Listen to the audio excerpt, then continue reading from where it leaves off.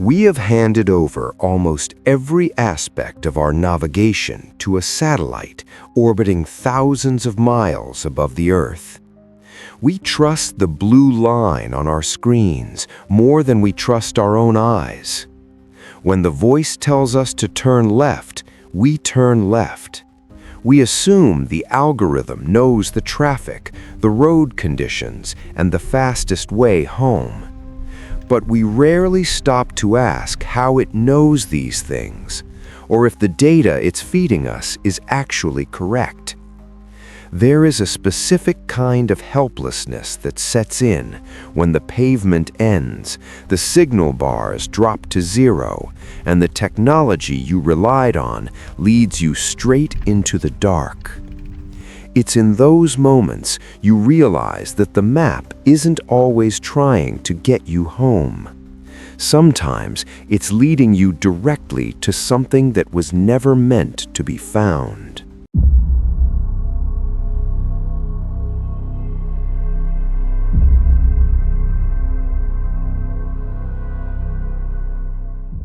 My name is James, and I work as a regional sales manager for a pharmaceutical company. My job involves a lot of driving, mostly up and down the East Coast. I'm used to spending 8 or 9 hours a day in my car, so I consider myself a pretty confident driver. I know how to handle bad weather, I know how to spot speed traps, and I religiously follow my GPS to avoid the nightmare that is I-95 traffic. Last October, I was driving from a client meeting in rural Pennsylvania back towards my hotel in Harrisburg. It was late, maybe around 11:30 p.m. A heavy fog had rolled in earlier that evening, the kind that makes your high beams useless because they just reflect off the white wall in front of you. I was exhausted, running on lukewarm gas station coffee, just wanted to get back to my room and sleep. I was cruising along the highway when my phone chimed. The GPS voice cut through my podcast. Faster route available. Save 25 minutes. Usually I ignore these if I'm in an area I don't know, but saving nearly half an hour was too tempting. I tapped accept on the screen. The blue line rerouted, telling me to take the next exit. I took the exit ramp, which led me onto a 2-lane state road. It seemed normal enough at first.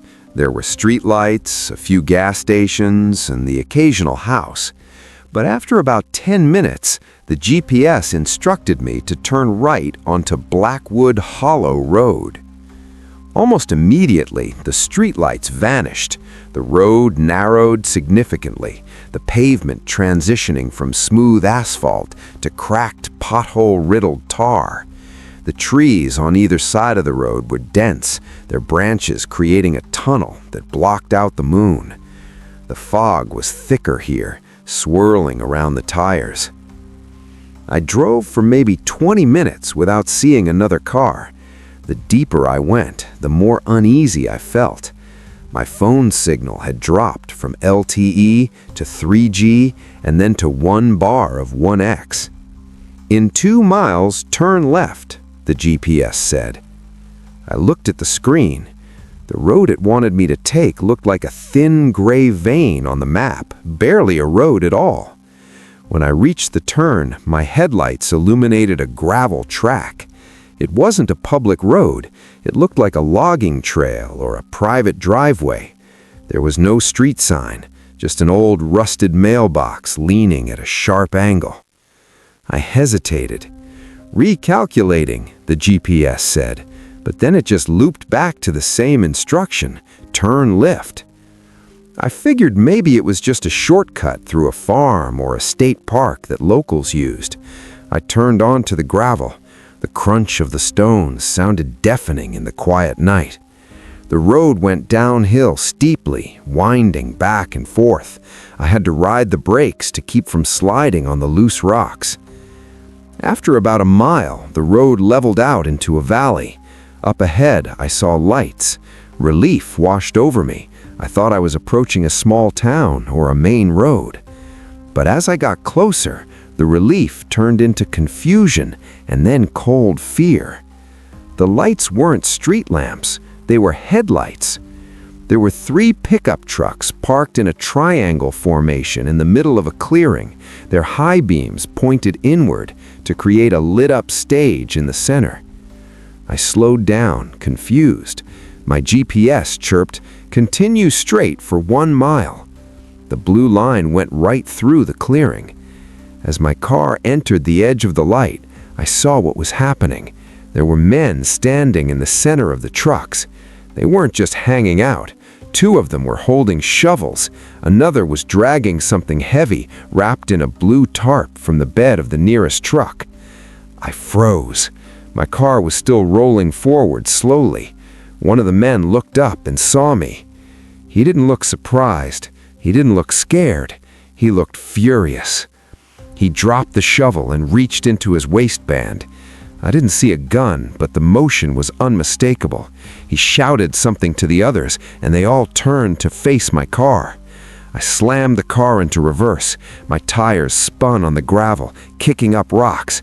I fishtailed backward, my heart slamming against my ribs. The man ran toward one of the trucks. I saw him jump into the driver's seat. I managed to spin the car around, scraping the bumper against a tree, and floored it back up the hill. I didn't care about the potholes or the sliding. I drove faster than I ever should have on a road like that. In my rear view, I saw the twin beams of a truck's headlights crest the hill behind me. They were gaining. My GPS was freaking out. "Make a U-turn! Make a U-turn!" It was trying to send me back to them. I drove blind, guessing the curves. I knew that if I went off the road here, into the ditch, I was dead. The truck behind me was big, and I could hear its engine roaring over the sound of my own. It got close enough that its lights flooded my cabin, blinding me in the mirrors. Then, just as suddenly as it had started, the gravel ended. I hit the paved road so hard my suspension bottomed out. I took a hard right, speeding back towards the highway. The truck followed me to the edge of the pavement, but as soon as I hit the main road, it slammed on its brakes and turned its lights off, disappearing back into the dark. I drove for another hour before I was shaking enough to pull over. When I checked my GPS history later, the route I had taken didn't exist. Blackwood Hollow Road was on the map, but the left turn I made onto the gravel, it was marked as a dead-end private property.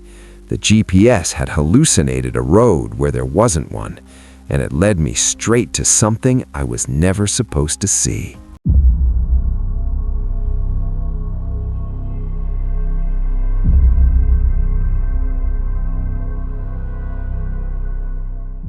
This happened a few years ago when I was working as a courier for a same-day delivery service in Chicago.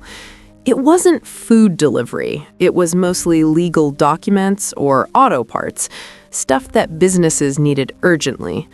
I worked the swing shift, usually driving from 4 p.m. until midnight. It was a slow Tuesday night. I got a ping around 10:45 p.m. for a pickup from a 24-hour printing shop downtown with a delivery to an address in the industrial district on the far south side. The pay was surprisingly high for a small package, so despite the late hour, I accepted it. I picked up the package, a thick, sealed manila envelope, and plugged the address into Google Maps.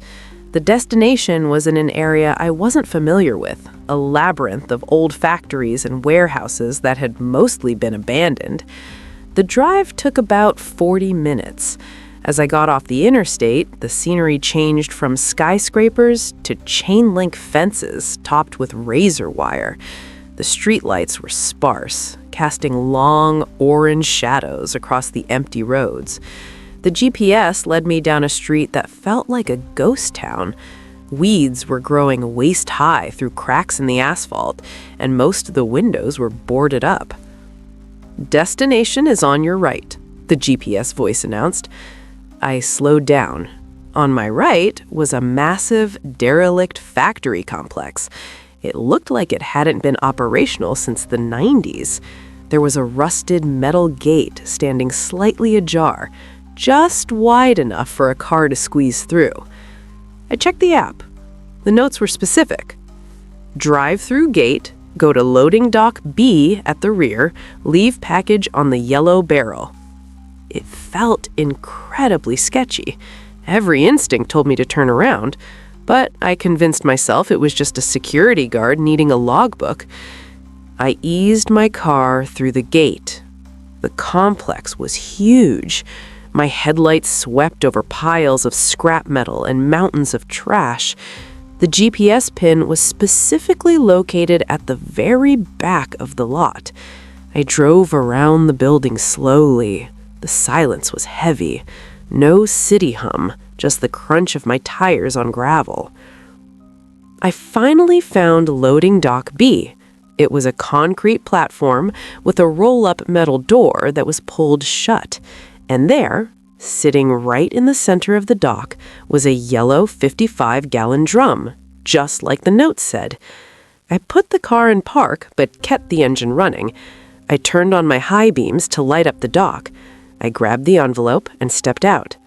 The air smelled like rust and stagnant water. I walked up the concrete steps, my footsteps echoing too loudly in the open space. I placed the envelope on the barrel and quickly took a photo for proof of delivery. As I turned to walk back to my car, my phone buzzed. It was a notification from Google Maps. Rerouting. I frowned. I hadn't touched the phone. I looked at the screen. The destination pin had moved. It wasn't at the loading dock anymore. It had dragged itself deeper into the map, to inside the building. Then the roll-up door right next to me rattled. It didn't open. It just shook violently as if something heavy had slammed into it from the inside. Bang! The sound was deafening. I jumped back, nearly tripping. Bang! Someone was hitting the door from the inside, hard. And then I heard a voice. It wasn't shouting for help. It was a low, rhythmic chanting. I couldn't make out the words, but the tone was aggressive, guttural, angry. My phone buzzed again. The GPS voice spoke, loud and clear in the silence. Head southeast. Proceed into the building. I stared at my phone in horror. The blue line was now directing me to a small personnel door a few feet away from the main roll-up door, a door I hadn't noticed before. As I watched, the handle on that small door began to turn. Squeak! I didn't wait. The adrenaline hit me at once. I sprinted to my car. I threw myself into the driver's seat. I locked the doors. As I threw the car in reverse, my headlights caught the movement. The small door swung open. A figure stepped out. It was wearing what looked like a filthy hazmat suit covered in dark stains. It didn't chase me. It just stood there on the loading dock, bathed in the red glow of my taillights, watching me leave. But the terrifying part was my phone. As I peeled out of the lot, driving way too fast over the broken pavement, the GPS kept trying to turn me around. It wasn't recalculating a new route home. It was fighting me. Make a U-turn, make a U-turn, make a U-turn. The voice was relentless. It didn't stop until I was 5 miles away, back on the highway. I called dispatch to report the unsafe delivery, my hands shaking so hard I could barely hold the phone. Later, the police checked the building. They found the envelope I left on the barrel. It was unopened. Inside, it was just blank sheets of black paper. But inside the warehouse, they found nothing. Just an empty, dusty space. Whoever had been banging on that door and somehow controlling my GPS to lure me inside had vanished without a trace.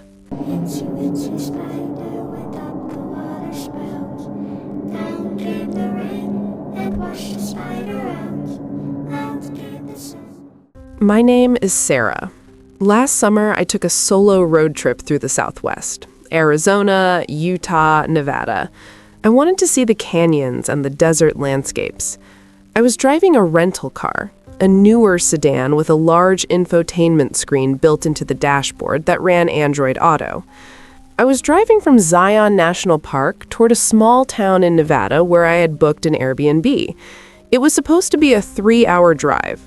I left the park late, around 6 p.m., so the sun was already setting by the time I hit the desolate stretch of highway. If you've never driven in the deep desert at night, you don't know how dark it gets. It's a void. No street lights, no houses, just the stars and the reach of your headlights. About an hour into the drive, there was a road closure due to a flash flood washout from a storm earlier that week. The detour signs were confusing, so I relied on Google Maps to get me back on track. The screen recalculated and highlighted a new route. It added about 40 minutes to the trip, taking me off the highway and onto a series of back roads. I turned off the main road. The new route was paved for the first 10 miles, then turned into hard-packed dirt. It wasn't too rough, so I kept going. The GPS showed a straight line for 50 miles. I was listening to an audiobook, zoning out, when I noticed the estimated arrival time was creeping up. It had said 9:30 p.m., now it said 10:15 p.m. 5 minutes later it said 11 p.m. I checked the screen. The blue line hadn't changed. I wasn't driving slower, the distance wasn't increasing, but the time was. Then the map zoomed in. Usually, the map is zoomed out when you're driving fast, but it zoomed in tight, focused on my car icon. "Turn right," the voice said. I looked out the window. There was no road to the right, just sagebrush and desert scrub. "Turn right," it insisted. I kept driving straight, recalculating, it said. Then a few seconds later, "Turn right." This happened 5 times. Every time I looked, and every time there was nothing but open desert. It was starting to freak me out. I decided to pull over and check the overview map, maybe restart the app. I stopped the car. The dust settled around me in the red glow of my taillights. I looked at the screen. The map showed my car sitting in the middle of a gray void. No road names, no landmarks. Then the car icon on the screen started to move.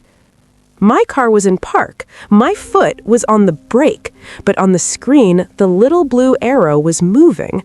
It was turning slowly to the right, off the digital road and driving into the digital darkness.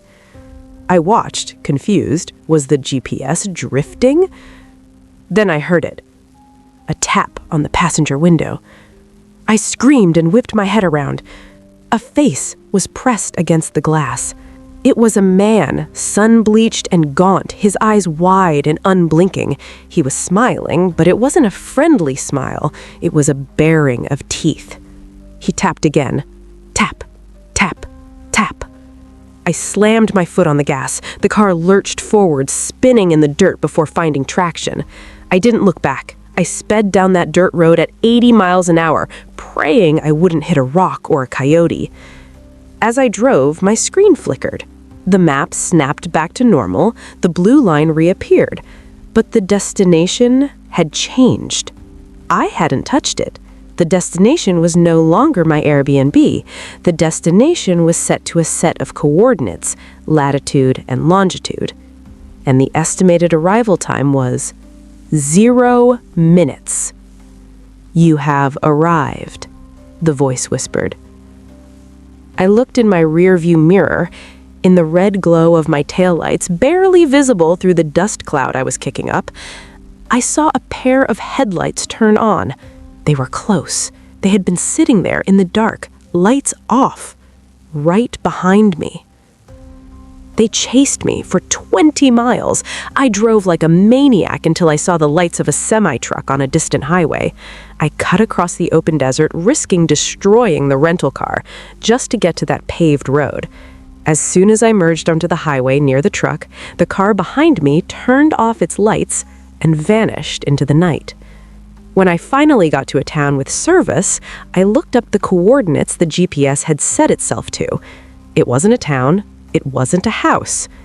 It was an abandoned mine shaft 10 miles off the road I was on, a place where nobody goes and nobody returns from.